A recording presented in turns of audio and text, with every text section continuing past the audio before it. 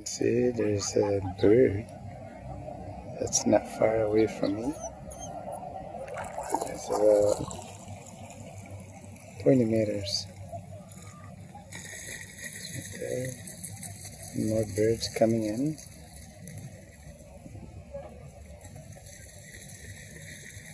So it's crazy how here in Canada the birds, they're really close to you and they're not afraid and they're not worried about you.